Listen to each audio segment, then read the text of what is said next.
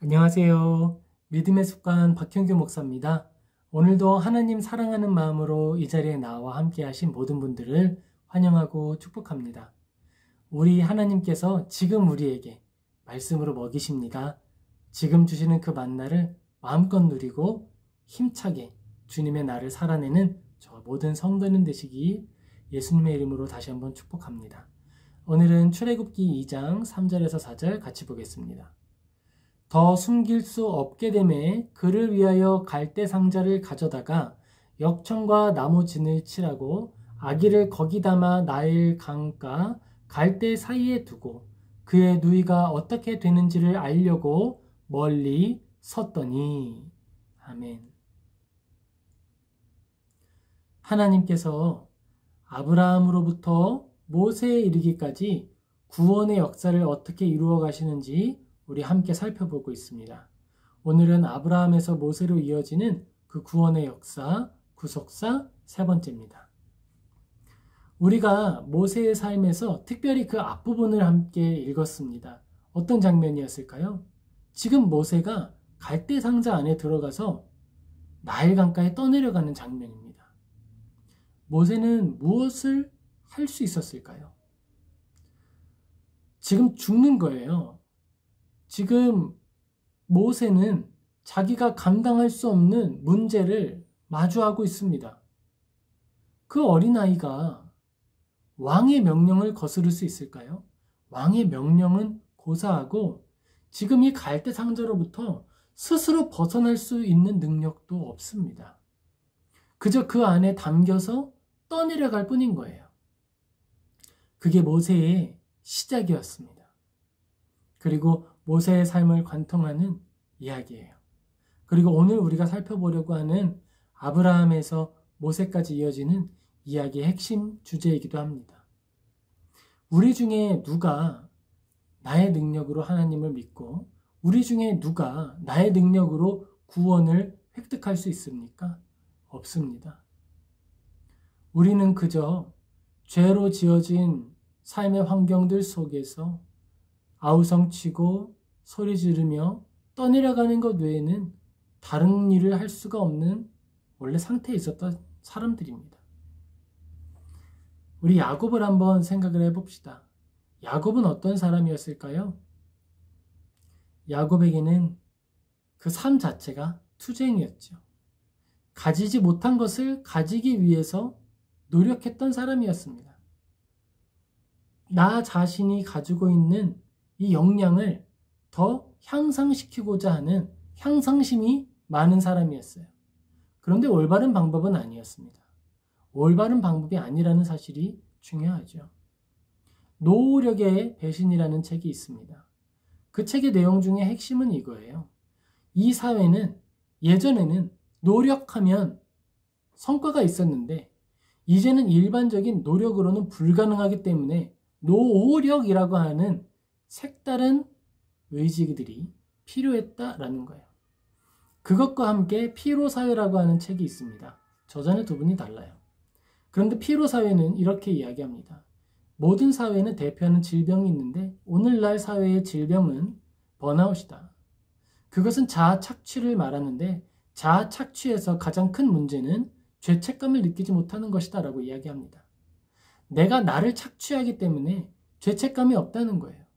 향상심을 가지고 노력을 합니다. 그런데 그 착취의 대상이 나예요. 내가 나한테 채찍질하는데 누가 뭐라고 할 수 있어? 라고 생각하는 거예요. 그리고 그런 성과를 이룬 어떤 사람들을 보며 자괴감에 빠집니다. 나는 착취했는데도 불구하고 내가 할 수 있는 모든 것을 했는데도 불구하고 못했네? 나는 존재할 가치가 없어. 그렇게 생각하는 거예요. 그런데 여러분 절대 아닙니다. 아니에요, 여러분. 모든 사람은 가치가 있고요. 모든 사람의 삶에는 의미가 있습니다. 야곱의 삶에도 의미가 있습니다. 모세의 삶에도 의미가 있습니다. 야곱의 삶은 그 뱃속에서부터 형 에사하고 싸우는 삶이었어요. 경쟁이었어요. 태어나면서부터. 누가 먼저 태어날 것인가. 그런데 항상 형이 이겼어요. 형은 피지컬이 좋았거든요. 형이 먼저 나가고 야곱은 끝까지 포기하지는 않았어요. 뒤꿈치를 잡고 그렇게 둘째로 태어나게 됩니다. 응애하는 순간 2인자가 된 거예요. 1인자가 될 수 없습니다. 정상적인 방법으로는. 그래서 다른 방법들을 찾기 시작하는 거예요. 속이기 시작합니다. 그렇게 속이는 삶을 살아갑니다. 형을 속여서 장자권을 얻게 되었어요. 그리고 어떻게 되죠? 결국 두려움에 도망가게 됩니다. 형이 피지컬이 좋으니까요. 그리고 형이 정말 화가 많이 났거든요. 엄마가 볼 때 위험하니까 잠시만 떠나 있어라 이야기했습니다. 하지만 그 다음에 부모님을 다시 만나지 못했어요. 그게 야곱입니다. 그렇게 해서 떠나간 자리에서는 어떻게 됐을까요? 이제는 바뀝니다. 형태가 바뀝니다. 이전에는 형을 속여서 형의 것을 빼앗았는데 이제는 더 독한 사람을 만나서 빼앗깁니다. 내가 소득을 주겠다고 이야기했는데 그 소득을 막 바꾸는 거예요. 자꾸 바꿔요. 그리고 하다못해서 결혼할 사람도 바꿔요. 그렇게 세상을 살아가게 됩니다. 그게 야곱의 삶이었어요. 속이는 자였다가 속는 자가 되었습니다. 마음이 어땠을까요? 그리고 때가 차서 이제 돌아갑니다. 이제 나를 속이는 자에게서 나는 탈출해야겠어. 그리고서 약속의 땅으로 돌아가는 거예요. 먼저 다 보냈습니다. 양떼들, 소떼들, 자기가 가진 재산들 먼저 보내고 자녀들 보내고 와이프 보내고 다 보낸 후에 밤이 됐어요. 하룻밤 자고 자기는 그 다음날 출발하려고 합니다. 왜 따로 갔을까요? 앞에서 형이 다 오면, 공격해서 오면 자기의 재산을 다 잃어버리더라도 그 다음은 도망갈 수 있으니까. 다른 것들 다 빼앗기더라도 결국 마지막 내 생명만큼은 도망갈 수 있으니까 나는 맨 마지막에 서는 거예요. 그게 야곱이었습니다. 그리고 그 마지막 날 출발하기 전에 해 뜨는 날 하나님과 씨름하게 되었습니다. 내 힘으로 내가 알아서 도망가기를 원했는데 야곱이 하나님을 만난 다음에 마주한 변화가 무엇이었을까요? 다리를 절게 됐어요. 도망갈 수 없어요. 내 힘으로 도망가려고 했는데 그래서 먼저 재산을 보내고 자녀들도 보내고 아내도 보냈는데 내가 혼자 도망 못 가는 상태가 된 게 은혜의 상태였습니다. 마치 모세가 갈대상자에서 우는 것 외에 다른 것 할 수 없게 된 것처럼 변화된 거예요. 하나님께서 아브라함을 통해서 교회를 세우시는 핵심이 믿음이 되라 라고 이야기하시고 변화시키셨습니다. 그리고 야곱과 모세를 통해서는 삶의 형태에 대해서 조금 더 우리에게 알려주시는 거예요. 하나님과 어울리는 사람이 아닙니다. 속이는 사람이 어떻게 하나님과 어울리겠습니까? 그런데 하나님이 택하신 거예요. 나의 사람이다 라고 하나님이 부르시는 거예요. 잡고 놓지 않으시는 거예요. 그리고 완성해 가십니다. 만들어 가십니다. 하나님의 사람으로 바꾸어 가십니다. 그리고 그가 야곱, 속이는 자가 아니라 이스라엘이라는 이름을 가지게 되는 거예요. 사람을 만들어 가시는 하나님이십니다. 그래서 우리에게 소망이 있습니다. 나 같은 사람도, 우리 같은 죄인도, 나 같은 죄인도 소망이 있습니다. 하나님이 만들어 가시니까요. 모세도 그랬죠. 모세도 아무것도 없는 중에 떠내려가던 사람이었어요. 그랬는데 하나님이 은혜로 그를 구원하셔서 왕의 딸을 발견하게 하셨습니다. 왕궁에서 자라게 하셨어요. 하나님이 나의 삶을 통해 뭔가 이루시기를 원하는구나 기대하는 마음이 생겼습니다. 그런데 그 기대하는 마음 때문에 사람을 죽이는 자가 됐어요. 살인자가 됐어요. 그래서 두려워서 도망하게 되었습니다. 그가 만약에 30살쯤에 살인을 저질렀다라고 하면 그는 하나님이 다시 부를 때까지 50년을 광야에서 살아야만 했습니다. 그리고 80세가 될 때에 비로소 하나님께 다시 부름을 받고 이스라엘을 이끄는 사람이 되어서 오는 거예요. 능력이 있었을까요? 없었습니다. 80세예요. 기력이 없지요. 카리스마? 없지요. 카리스마가 얼마나 없었냐면 하나님이 그렇게 함께 하시는데도 불구하고 아론이 막 쿠데타를 하고요. 미리암이 들고 일어서고요. 고라 자손이 들이박는 거예요. 하나님이 현저하게 10가지 재앙도 보여주시고 막 보여주시는데도 불구하고 그 대적들이 담대하게 일어나는 겁니다. 모세였어요. 갈대 상자에 들어있던 어린아이의 모습이 이제 형태만 바뀐 거예요. 노인이라고 하는 형태만 바뀌었지 아무것도 할 수 없는 상태가 된 건 똑같았습니다. 그저 하나님께서 주시는 말씀을 따라 이끌어가는 한 사람이 된 거예요. 우리는 하나님 나라를 살아갈 때 그렇게 살아갑니다. 내 능력으로 내가 막 다 할 수 있을 것처럼 그렇게 살아가는 거 아니에요.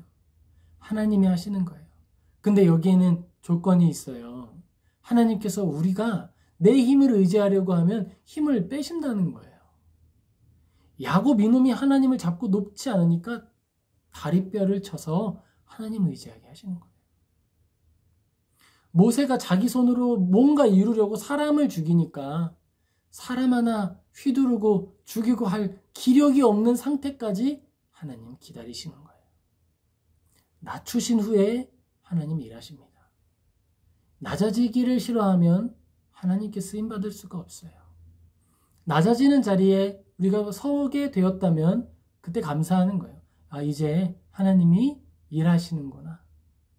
우리가 그걸 기대할 수 있기를 예수님의 이름으로 축복합니다. 낮아짐은 축복입니다. 하나님께서 우리를 인도하시는 길에 우리가 서 있는 거예요. 날마다 하나님께서 우리를 당신의 형상 가운데 온전하게 하십니다. 그것이 세상 가운데서는 미련한 사람이 되는 과정일 수 있어요. 세상 사람들이 볼 때에는 자랑할 만한 것들이 하나씩 벗겨지고 떨어져 나가는 시간일 수 있습니다. 나에게는 고통스럽고 자존심이 상하는 시간이 될 수 있습니다. 그러나 그것이 하나님을 따라 걸어가는 길이고 하나님의 기쁨이 되는 길입니다. 그걸 믿으시기를 바랍니다. 힘들어하기보다 하나님을 기대하게 되기를 예수님의 이름으로 축복합니다. 하나님께서 우리를 통해 당신의 일을 하길 원하세요. 그런데 막 우리가 하나님의 일을 행할 때 먼저 준비가 될 필요가 있습니다. 낮아짐이에요. 하나님의 주권을 인정하는 것입니다. 우리 사랑하는 성도님 모두가 하나님의 이 손길을 온전히 신뢰할 수 있게 되기를 예수님의 이름으로 축복합니다. 젊은 날에는 도전해보세요. 마음껏 하세요. 노력해야 됩니다. 코피도 흘려야 되고요. 수고해야 됩니다. 그런데 그 수고하던 중에 느끼게 될 거예요. 내 힘으로 하는 것보다 하나님을 의지하는 게 더 낫구나. 그럼 그때는 움켜쥐었던 손을 하나씩 피는 훈련을 하는 거예요. 하나님을 신뢰하는 만큼 우리가 움켜쥐었던 이 손이 펴질 거예요. 억지로 펴는 게 아니에요. 그건 하나님이 하실 거예요. 우리는 하루를 살아가는 거예요. 하나님께서 성경을 통해서 아담으로부터 하나씩 하나씩 구원의 일을 우리에게 보여주십니다. 죄인을 어떻게 다루시는지, 교회가 어떻게 이루어지는지, 구원은 무엇으로 오는지. 우리가 아담이 하나님을 떠났을 때 하나님이 부르셨고 하나님께서 이 땅 가운데 모든 것을 쓸어버리시지만 하나님의 교회를 다시 보존하신다는 것을 보여줬고 아브라함을 통해 믿음으로 의롭다함을 얻는다는 사실을 알게 하셨고 야곱과 모세를 통하여서 하나님께서 당신의 자녀들을 인도하시고 자격이 있어서 인도하는 것이 아니라 무력한 중에 인도하신다라고 하는 것을 보여주고 계십니다. 하나님께서 많은 사건과 많은 시대를 통해서 이렇게 이야기하시는 이유가 뭘까요? 믿고 신뢰하고 이제 움켜진 손을 피라는 거예요. 자유함을 얻으라는 거예요. 하나님을 믿는 믿음으로 자유함을 얻고 기쁨 누리는 저와 모든 성도님 되시기를 예수님의 이름으로 축복합니다. 아멘. 같이 기도하겠습니다. 하나님, 우리가 하나님을 사랑합니다. 세상을 살아갈 때 움켜쥐는 일에 너무 익숙하다 보니까 전쟁하고 다투는 일에 너무 익숙하다 보니까 하나님 따라가는 길에서도 그 본성이 자꾸 나옵니다. 주님, 우리를 용서하여 주옵소서. 우리를 은혜 가운데 살게 하시고 은혜로 우리를 채워주셔서 우리의 움켜진 손이 펴지게 하여 주옵소서. 또한 하나님을 의지하는 능력이 날로 더 커지게 하여 주옵소서. 나의 의지와 나의 의의를 드러내는 것이 아니라 오직 하나님의 이름을 나타내고 주님의 영광을 위하여 걸어가는 주의 자녀들 되게 하여 주옵소서. 우리를 붙드시고 인도하실 하나님께 감사드리며 예수님의 이름으로 기도하옵나이다. 아멘. 하나님께서 우리 삶을 인도하십니다. 억지로 변화하라는 게 아니에요. 하나님이 우리를 변화시키실 그날까지 우리 하나님께 꼭 붙어있게 되기를 소망합니다. 그리고 주님이 들려주실 때, 우리 마음이 반응할 때, 그때 외면하지 마시고 그때는 움켜진 손을 펴고 이웃을 향해 우리의 섬김을 흘려보내는 저 우리 모든 성도님 되시기를 예수님의 이름으로 축복합니다. 아멘. 감사합니다. 우리 그럼 또 뵙겠습니다.